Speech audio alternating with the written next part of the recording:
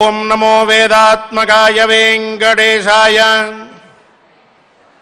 శ్రీవత్సవక్షసం శ్రీశం శ్రీలోలం శ్రీకరగ్రహం శ్రీమంతం శ్రీనిధిం శ్రీడ్యం శ్రీనివాసం భజే నిశం. అఖిలాండకోటి బ్రహ్మాండ నాయకుడైన ఆదిమధ్యాంతరహితుడైన అర్చావమూర్తి అయిన శ్రీ వెంకటేశ్వర స్వామి వారి సన్నిధానంలో ఈనాడు మనం మహాభారత పారాయణానికి సత్సంకల్పం చేసుకుందాం. దేవదేవుని అనుగ్రహాన్ని పొందుదాం. విఘ్నేశ్వర ధ్యానం. నమస్తే గణనాథాయ గణానాం పతయే నమః. భక్తి ప్రియాయ దేవేశ భక్తేభ్యః సుఖదాయక. శ్రీనివాస ధ్యానం అనంత వేద సంవేద్యం నిర్దోషం గుణసాగరం అతీంద్రియం నిత్యముక్తం శ్రీనివాసం భజే నిశం. శ్రీకృష్ణ ధ్యానం వందే నవఘనశ్యామం పీతకౌశేయవాససం సానందం సుందరం శుద్ధం శ్రీకృష్ణం ప్రకృతేః పరం. వ్యాసధ్యానం వేదవ్యాసం స్వాత్మరూపం సత్యసంధం పరాయణం శాంతం జితేంద్రియక్రోధం సశిష్యం ప్రణమామ్యహం. అథ సంకల్పః. శ్రీమదాదివరాహ క్షేత్రే విరాజమానస్య జగద్రక్షణార్థమవతీర్ణస్య శ్రీమదఖిలాండకోటి బ్రహ్మాండ నాయకస్య శ్రీ వెంకటేశ్వర స్వామినః పరిపూర్ణానుగ్రహేణ సర్వేషాం భక్తజనానాం ఆదివ్యాధి నివృత్తి ద్వారా ఆయురారోగ్యైశ్వర్యాభివృద్ధ్యర్థం సర్వారిష్ట నివృత్తి ద్వారా సకల శ్రేయోభివృద్ధ్యర్థం ధర్మార్థ కామ మోక్షాఖ్య చతుర్విధ పురుషార్థ సిద్ధ్యర్థం సమస్త పాపక్షయార్థం శ్రీ పరమేశ్వర ప్రీత్యర్థం శ్రీమన్మహాభారతే వనపర్వణి యథాశక్తి పంచత్రింశాధ్యాయాంతర్గత శ్లోకపారాయణం ఆచార్యముఖేన కరిష్యామహే. శ్రీకృష్ణ పరబ్రహ్మణే నమః. నారాయణం నమస్కృత్య నరం చైవ నరోత్తమం దేవీం సరస్వతీం వ్యాసం తతో జయముదీరయేత్. సర్వే తే ప్రియమిచ్చంతి బాంధవాః సహ సృంజయైః. అహమేకశ్చ సంతప్తః మాతా చ ప్రతివింధ్యతః.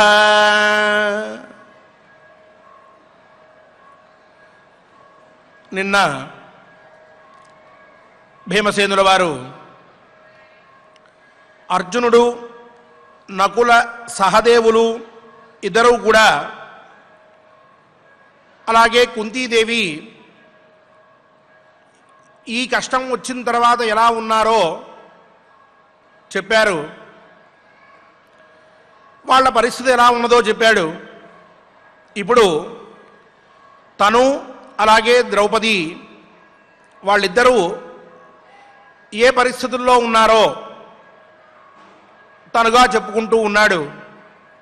మా ఇద్దరి పరిస్థితి ఇలా ఉన్నది అని చెప్పి. అలాగే ద్రౌపదీదేవి యొక్క జన్మస్థలమైన పాంచాల దేశంలో ఉన్న వీరులందరూ కూడా ఏమని కోరుకుంటున్నారో ఆ విషయాన్ని కూడా ధర్మరాజుకు తెలియజేస్తూ ఏదో విధంగా అన్నగారిని యుద్ధానికి సన్నద్ధుణ్ణి చెయ్యాలి అని చెప్పి ప్రయత్నాన్ని ఆరంభించాడు.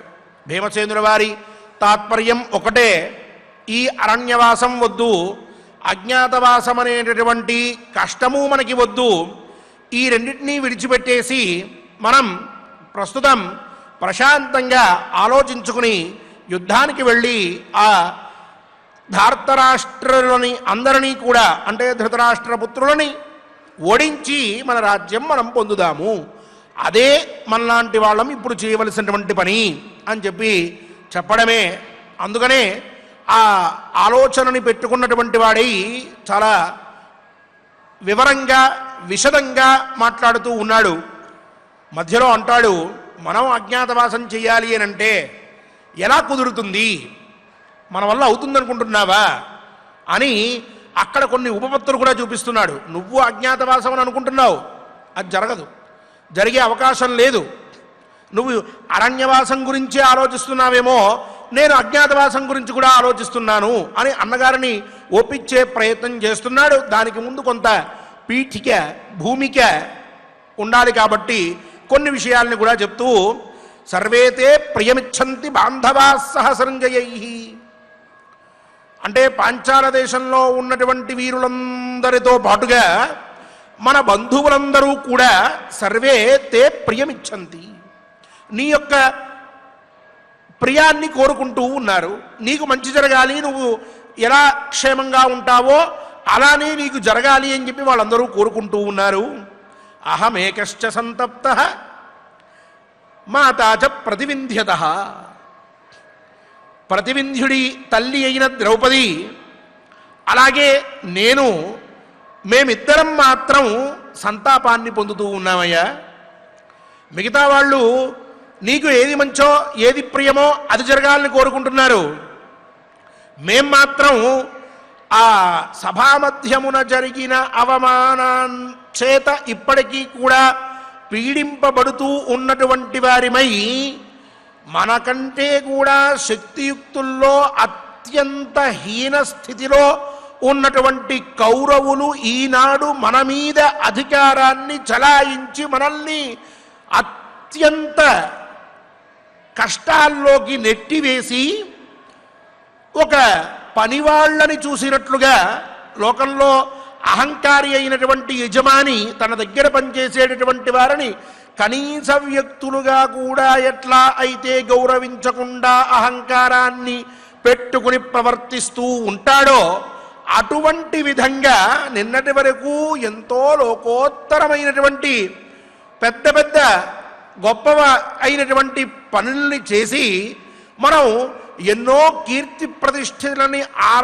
ఆర్జించినప్పటికీ కూడా ఈనాడు మన మీద ఆ కౌరవులు, పాండవులు వాళ్ళెంత, వాళ్ళు మాకు దాసులు అని ఈ రకమైనటువంటి స్వభావంతో ప్రవర్తిస్తూ ఉన్నందువలన, సభామధ్యమున అంత అవమానం చేసినందువలన, ద్రౌపదీదేవిని జుట్టుపట్టి ఈడ్చినందువలన, నన్ను చూసి ఒక వెకిలి నవ్వు నవ్వినందువలన అత్యంత బలవంతుడవని చెప్పి విర్రవీగుతూ ఉంటావు కదా భీమా, ఇప్పుడు నీ బ్రతుకేమిటి అన్నట్టుగా ఆ కర్ణుడు, దుర్యోధనుడు అలా నా వైపు చూస్తూ ఉన్న సందర్భమున నా మనస్సున ఉద్భవించిన సంతాపమనేటటువంటి అగ్ని, ద్రౌపదీదేవి యొక్క మనస్సులో కూడగట్టుకుని ఉన్నటువంటి శోకాగ్ని రెండూ మమ్మల్ని ఇద్దరినీ దహించేస్తూ ఉంటే మేము ఇద్దరం కలిసి ఇప్పుడు ఆ కష్టాన్ని అనుభవిస్తూ ఉన్నాము.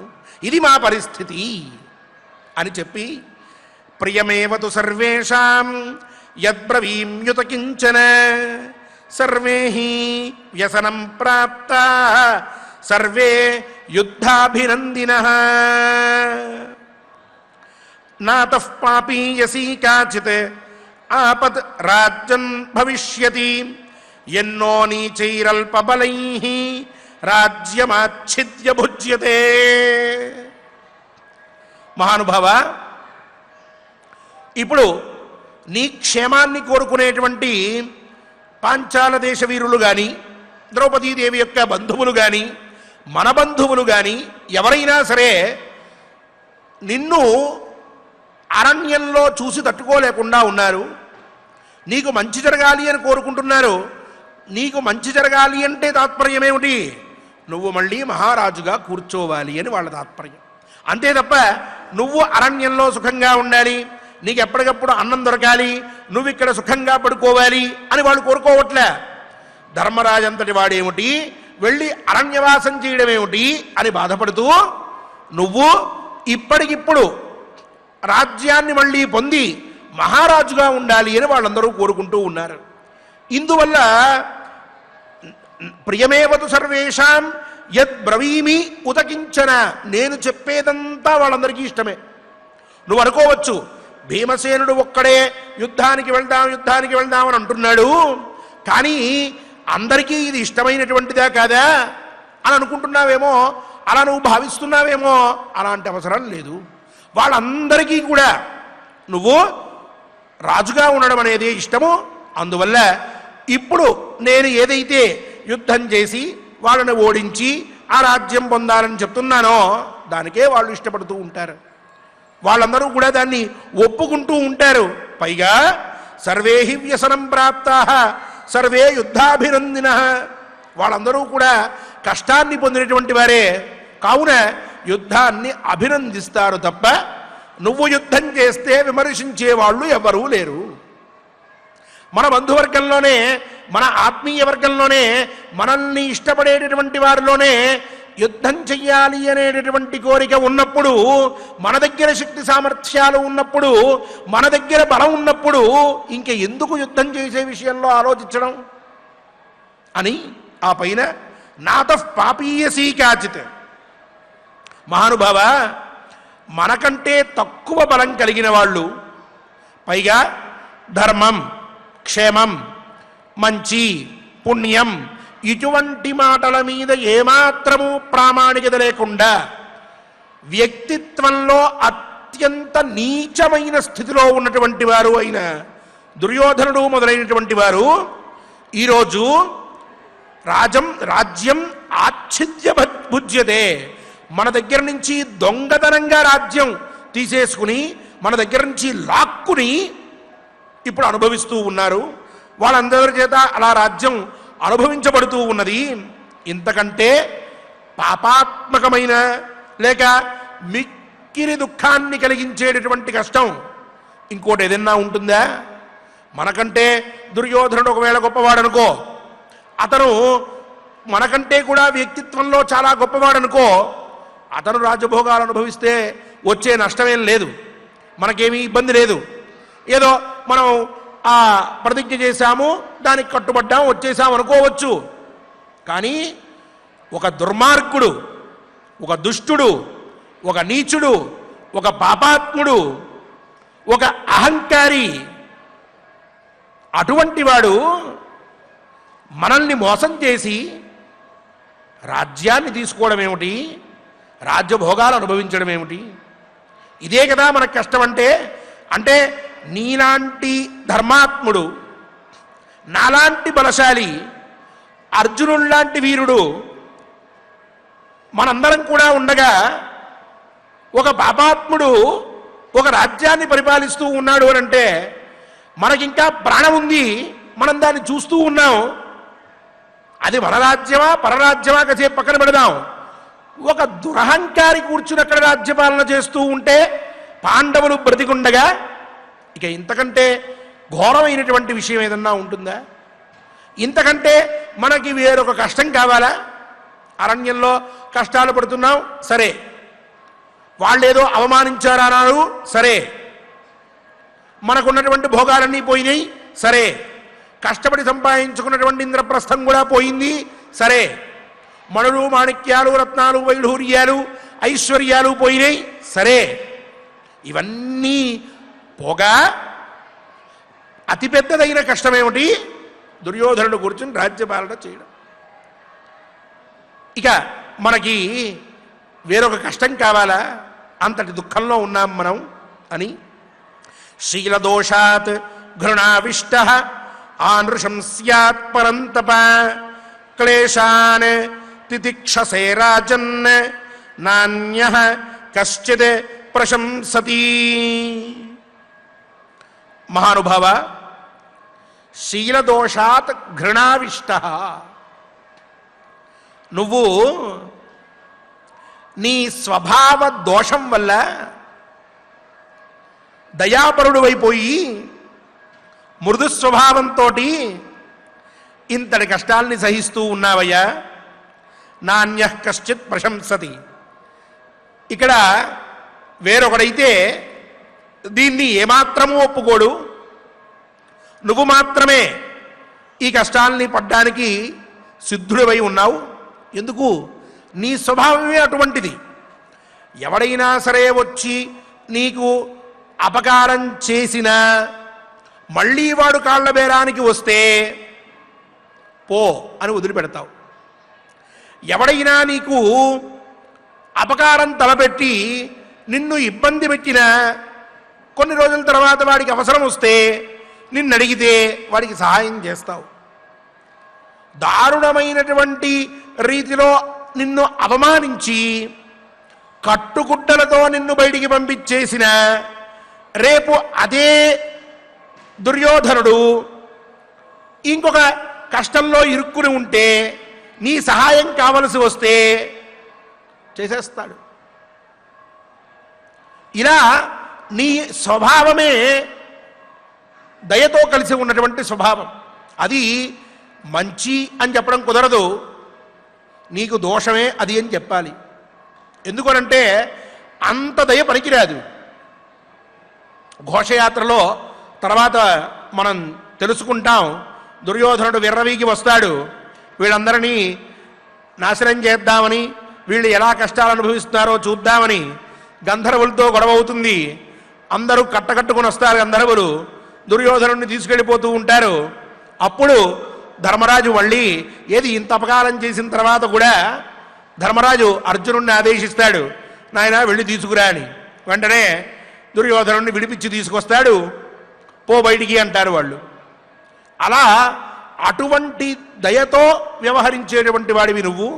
అందువల్ల నీ స్వభావం దుష్టమైనందువల్ల ఈ కష్టాలను అనుభవిస్తున్నావు. కానీ ఇలాంటి కష్టం వేరొకటి వల్ల అనుభవించడం చేత కాదు. పైగా శ్రోత్రియస్యేవ తే రాజన్ మందకస్యా విపశ్చితః అనువాకహతా బుద్ధి నైషా తత్వార్థదర్శిని. మహానుభావ, వేదాన్ని అధ్యయనం చేసే కాలంలో పిల్లవాడు గురువుగారు ఏం చెప్తే అది చెప్తూ ఉంటాడు. ఇషేత్వోర్జేత్వా అంటే అతను కూడా ఇషేత్వోర్జేత్వా అంటాడు. అంతే తప్ప ఈ ఇషే త్వా ఊర్జే త్వా అన్నప్పుడు ఆ ఇషే అంటే ఏమిటి, ఊర్జే అంటే ఏమిటి అనే పదాలకి అతను అర్థం తెలుసుకోలేడు. కేవలం గురువుగారు చెప్పేటటువంటి వేదాన్ని శ్రద్ధగా ఆలకించి అప్పటికప్పుడు గురువుగారు పలికేటువంటి పదాలని మళ్ళీ తిరిగి పలకడం మీదే దృష్టి పెడతాడు తప్ప ఆ పదానికి అర్థమేమిటి, ఆ మంత్రం ఎక్కడ వినియోగింపబడుతుంది, ఆ మంత్రార్థం ఏమిటి, మంత్ర దేవత ఎవరు, ఇవన్నీ కూడా అతను ఆలోచించలేడు. కేవలం తన బాధ్యత ఎంతవరకు అనంటే గురువుగారు వేగంగా చెప్పుకుంటూ వెళ్ళిపోతూ ఉంటే ఇతను కూడా ఆయనతో పాటుగా చెప్పుకుంటూ వెళ్ళిపోవడం, ఇంతే అంటున్నాడు. మహానుభావ, గురువుగారు అట్లా పాఠం చెప్తూ ఉన్నప్పుడు శిష్యుడు గురువుగారు చెప్పిన పదాన్ని మళ్ళీ చెప్పాలి అనే ఉద్దేశ్యంతో అలాగే ఆలోచించి మందబుద్ధిగా ఆ మాటల్ని చెప్పేస్తూ ఉంటాడు. అంతే తప్ప ఆ అర్థజ్ఞానం అనేది అతనికి ఉండదు.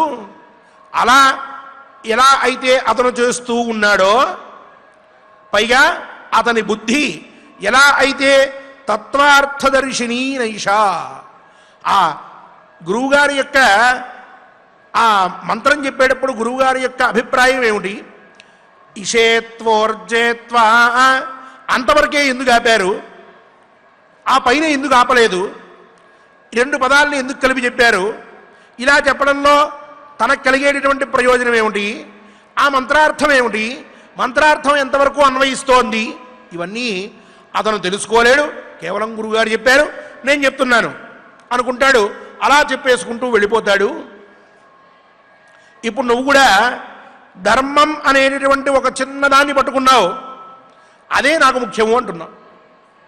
అంతే తప్ప ఆ ధర్మతత్వం, ఆ ధర్మంలో ఉన్నటువంటి విశేషం, చిన్న ధర్మం పెద్ద ధర్మం అనేటువంటివి రెండూ వస్తే ఏది ముఖ్యం అనేది నువ్వు తెలుసుకోలేకపోతూ ఉన్నావు. గురూపదేశతత్వాన్ని ఎలా అయితే తెలుసుకోలేమో అలాగే ఇక్కడ కూడా జరుగుతూ ఉన్నది. మహానుభావ గృణీ బ్రాహ్మణ రూపోసి కథం క్షత్రేభ్యజాయుథా అస్యాం హి యోనౌ జాయంతే ప్రాయశః క్రూరబుద్ధయ. చాలా పెద్ద మాట అన్నాడు అన్నయ్య. ఇది పూర్వం కొంత వేరొక భావంతో మాట్లాడాడు, ఇప్పుడు స్పష్టంగా చెప్తూ ఉన్నాడు. అసలు నువ్వు క్షత్రియ కులంలో ఎట్లా పుట్టేవయ్యా అన్నయ్య? సాధారణంగా నువ్వు బ్రాహ్మణుడిగా పుట్టాల్సినటువంటి వాడివి. అతనైతే ఏదైనా కష్టం వచ్చినా, ఏదైనా నష్టమైనా, ఎవరైనా పీడించినా, ఎవరైనా అపకారం చేసినా ఏదో పోనీలే వాడి కర్మను వాడే పోతాడు అని చెప్పి వదిలేసి జీవితంలో ముందుకెళ్ళిపోతూ ఉంటాడు. నానా కష్టాలు పడతాడు. అందరికీ వాడే లోకువే, కనిపించే ప్రతి ఒక్కడికి కూడా వీడే లోకువే, వీడికి ఏ ప్రయోజనం లేదు. అయినా అందరూ తననే అంటూ ఉన్నా ఏదో వాడి పాపాన వాడు పోతాడు, భగవంతుడున్నాడు, ధర్మం ఉన్నది అని చెప్పి వీడి జీవితాన్ని వీడు కొనసాగించుకుంటూ వెళ్ళిపోతాడు. ఉగ్రంగా ఉండడు, వెంటనే అవతల వాడి మీద పగ సాధించాలి, కక్ష సాధించాలి, సుమోలేసుకుని వెళ్ళిపోవాలి, ఇవేం లేవు వాడికి. కాబట్టి అటువంటి వాడు ఏ విధంగా అయితే జీవనాన్ని కొనసాగిస్తాడో నువ్వు కూడా అట్లానే చేస్తూ ఉన్నావు. నువ్వు పొరపాటున అనుకోకుండా క్షత్రియ కులంలో పుట్టావేమో కానీ అసలైతే నువ్వు క్షత్రియ వంశంలో పుట్టదగినటువంటి వాడివి కాదు. పైగా ఇంకొక విశేషం ఏమిటంటే అన్నయ్య, క్షత్రియ వంశంలో చాలా క్రూరమైన బుద్ధి కలిగినటువంటి వాళ్ళే పుడుతూ ఉంటారు. ఎందుకు అంటే రాజ్యాన్ని దక్కించుకోవాలి, ధర్మయుక్తంగా పాలన చెయ్యాలి అని అంటే కొంత క్రౌర్యం కావాలి. కొంత విషయంలో ఏమాత్రము దయ, అలసత్వం ఇవన్నీ ఉండకూడదు. ఒకవేళ ఎవడైనా తప్పు చేశాడు అని అంటే వాడిని శిక్షించి తీరాల్సిందే.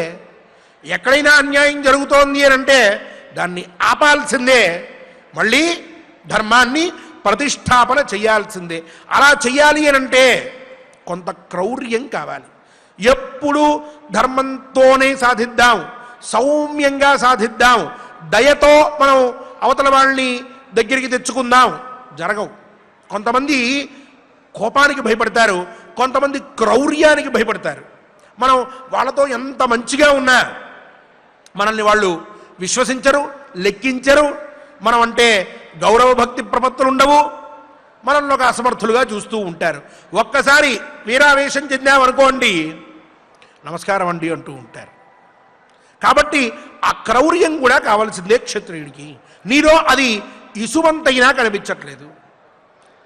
అదే నువ్వు క్రౌర్యంగా ఉండి పదండి అని చెప్పి అన్నామనుకో, సగం భూప్రపంచమంతా కూడా నీ వెనకాలకి బయలుదేరి వస్తుంది. మన వెనకాల అంతమంది మనకు యోగ్యులు, మనకి ఇష్టమైనటువంటి వాళ్ళు ఉన్నారు అని చెప్పి అన్నగారితో ఈ విశేషాలన్నీ కూడా చెప్పి ఆ పైన ఇక మనల్ని అజ్ఞాతవాసంలో ఎవరికీ తెలియకుండా ఉంచుకుందాం అని అనుకుంటున్నాం కదా, అది ఎట్లా కుదురుతుంది అని ఆ పైన ధర్మరాజుతోటి ఆ భీమసేనుల వారు సంభాషిస్తూ కొన్ని ప్రశ్నలు వేస్తూ ఉన్నాడు. యోస్మాన్ సంవర్తుమిచ్చతి నశక్యా చరితం త్వయా కథం జిష్ణుశ్చరిష్యతి కథం పార్థ చరిష్యతః కృష్ణ కథం అజ్ఞాత చరిష్యతి అంటూ వరుసగా నేనెట్లా ఉంటా, నువ్వెట్లా ఉంటావు, అర్జునుడు ఎట్లా ఉంటాడు, నకుల సహదేవులిద్దరూ ఎలా ఉండగలరు, అలాగే ద్రౌపదీదేవి ఎవరికీ తెలియకుండా ఎలా ఉంటుంది అంటూ వాళ్ళల్లో ఉన్న ఒక్కొక్క గుణాన్ని కూడా బయటికి తీసుకొస్తూ ఇలాంటి గుణాలు కలిగినటువంటి వాళ్ళు ఎవరికీ తెలియకుండా అజ్ఞాతవాసంలో సంవత్సరం ఉండడం ఎట్లా, దీని మీద నువ్వేమన్నా ఆలోచించావా అని అన్నగారిని ప్రశ్నిస్తూ ఉన్నాడు. ఆ ప్రశ్నలు ఎలా ఉన్నాయి, ఆ మాటలు ఎలా కొనసాగుతున్నాయి అనేటువంటి విషయం రేపటి ప్రవచనంలో మనందరం కూడా తెలుసుకుందాం. ఈనాటి ఈ శ్లోకములని భక్తితో పారాయణ చేసుకుని స్వామివారి అనుగ్రహాన్ని పొందుదాం. ఓం నమో వెంకటేశాయ. ఓం నమో వెంకటేశాయ. చక్కగా ఆచార్యుల వారి ద్వారా మనం 35వ అధ్యాయంలో 15వ శ్లోకంలో నుండి చెప్పబడినటువంటి తాత్పర్యాన్ని కథాశ్రవణాన్ని చక్కగా మనం చేశాం. ఇక 15వ శ్లోకం నుండి మనం పారాయణం చేసుకుందాం.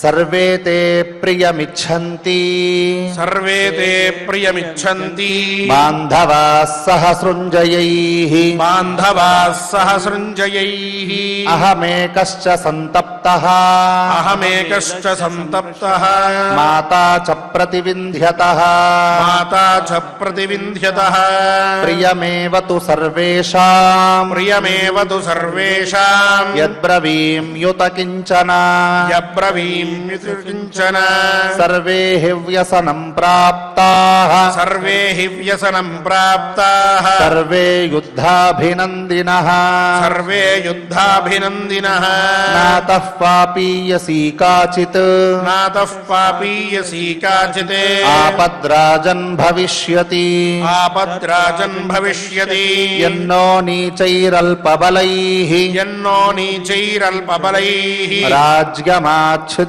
భుజ్యతే రాజ్యమాచ్ఛిద్య భుజ్యతే శీలదోషాద్ ఘృణావిష్టః శీలదోషాద్ ఘృణావిష్టః ఆనృషం స్యాత్ పరంతప ఆనృషం స్యాత్ పరంతప కేషాం స్థితిక్షసే రాజన్ క్లేశాం స్థితిక్షసే రాజన్ నాన్యః కశ్చిత్ ప్రశంసతి నాన్యః కశ్చిత్ ప్రశంసతి శ్రోత్రియస్యేవ తే రాజన్ శ్రోత్రియస్యేవ తే రాజన్ మందకస్యా విపశ్చితః మందకస్యా విపశ్చితః అనువాకహతా బుద్ధిః అనువాకహతా బుద్ధిః నైషా తత్వార్థదర్శిని నైషా తత్వార్థదర్శిని ఘృణీ బ్రాహ్మణ రూపోసి గృణీ బ్రాహ్మణ రూపోసి కథం క్షత్రేభ్యజాయథాః కథం క్షత్రేభ్యజాయథ అస్యాం హి యోనౌ జాయంతే అస్యాం హి యోనౌ జాయంతే ప్రాయశః క్రూరబుద్ధయః ప్రాయశః క్రూరబుద్ధయః. ఓం నమో వెంకటేశాయ. గోవిందనామ సంకీర్తనాన్ని చక్కగా అన్నమాచార్య ప్రాజెక్ట్ కళాకారులందరితో కలిసి చేసుకుని గోవిందానుగ్రహాన్ని పొందుదాం. స్వామివారి నామ సంకీర్తనామృతపానానంతరం మనందరం ధన్యులమవుదాం. ఓం నమో వెంకటేశాయ.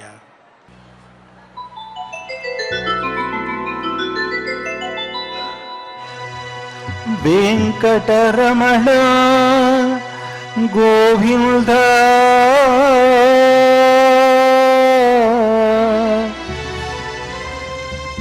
సంకటహరణ గోవింద శ్రీ శ్రీనివాస గోవింద శ్రీ వెంకటేశ గోవింద భక్తవత్సల గోవింద భాగవత ప్రియ గోవింద నిత్య నిర్మల గోవింద నీలమేఘ శ్యామ గోవింద పురాణ పురుష గోవింద పుండరీకాక్ష గోవింద నందనందన గోవింద నవనీత చోర గోవింద పశుపాలక శ్రీ గోవింద పాప విమోచన గోవింద దుష్ట సంహార గోవింద దురిత నివారణ గోవింద శిష్ట పరిపాలక గోవింద కష్ట నివారణ గోవింద గోవింద హరి గోవింద గోకుల నందన గోవింద గోవింద హరి గోవింద గోకుల నందన గోవింద.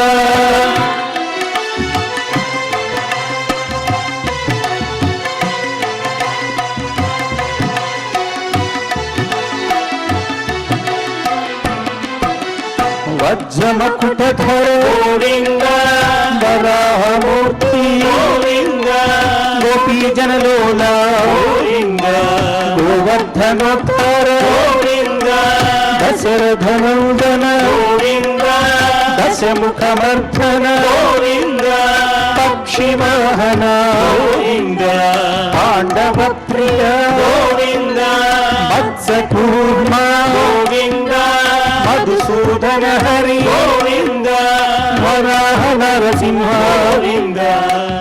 వామన భృగురామ గోవింద బలరామానుజ గోవింద బౌద్ధ కల్కిధర గోవింద వేణుగాన ప్రియ గోవింద వెంకటరమణ గోవింద గోవింద హరి గోవింద గోకుల నందన గోవింద గోవింద హరి గోవింద గోకుల నందన గోవింద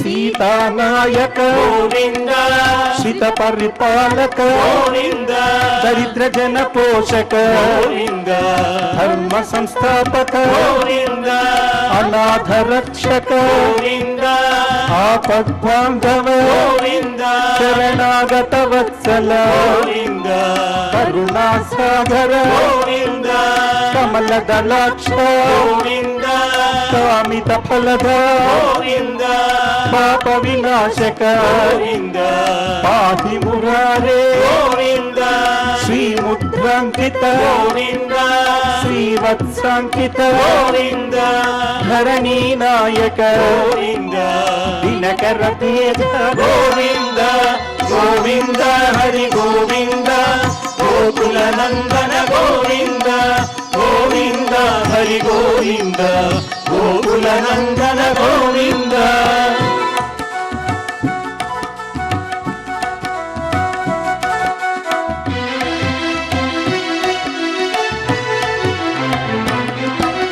పద్మావతి ప్రియ గోవింద ప్రసన్నమూర్తి గోవింద అభయహస్త గోవింద అక్షయ వరద గోవింద శంఖ చక్రధర గోవింద శాంగ గదాధర గోవింద విరజాతిరస్త గోవింద విరోధి మర్దన గోవింద సాలగ్రామధర గోవింద సహస్రనామ గోవింద లక్ష్మీ వల్లభ గోవింద లక్ష్మణాగ్రజ గోవింద కస్తూరి కిలక గోవింద కాంచనాంబరధర గోవింద గరుడ వాహన గోవింద గజరాజ రక్షక గోవింద గోవింద హరి గోవింద గోకుల నందన గోవింద గోవింద హరి గోవింద గోకుల నందన గోవింద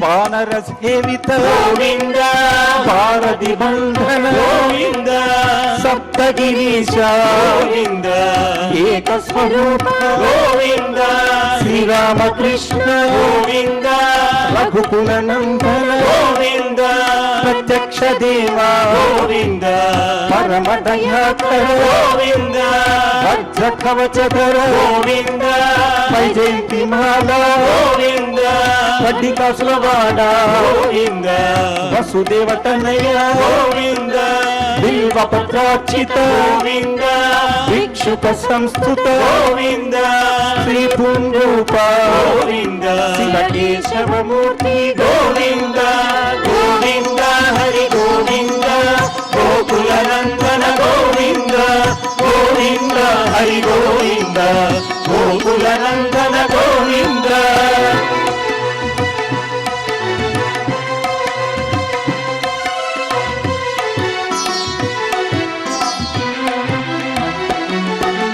బ్రహ్మాండ రూప గోవింద భక్త రక్షణ గోవింద నిత్య కళ్యాణ గోవింద వీర జనాభ గోవింద అతి రామ ప్రియ గోవింద హరి సర్వోత్తమ గోవింద జనార్దన మూర్తి గోవింద జగసాక్షి రూప గోవింద అభిషేక ప్రియ గోవింద ఆప నివారణ గోవింద రత్న కిరీట గోవింద రామానుజనుత గోవింద స్వయం ప్రకాశ గోవింద ఆశ్రిత పక్ష గోవింద నిత్య శుభప్రద గోవింద నిఖిల లోకేశ గోవింద గోవింద హరి గోవింద గోకుల నందన గోవింద గోవింద హరి గోవింద గోకుల నందన గోవింద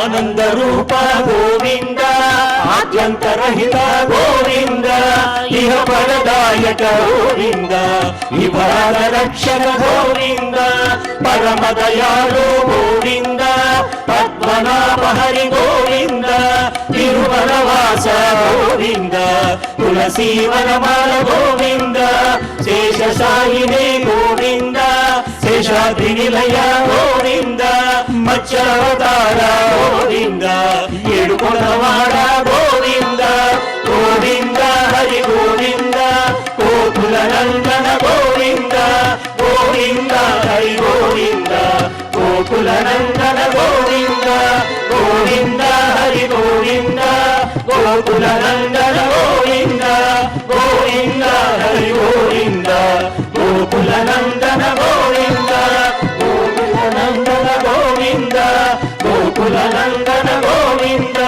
యమునలవర గోవింద గోవింద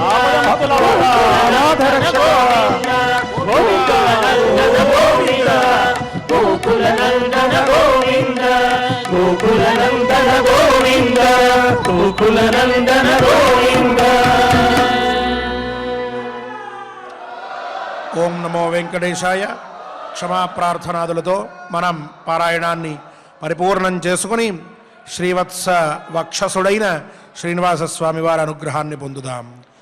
అథ క్షమా ప్రార్థనా యదక్షరపదభ్రష్టం మాత్రాహీనం జగద్భవేత్ తత్సర్వం క్షమ్యతాం దేవా నారాయణ నమోస్తుతే.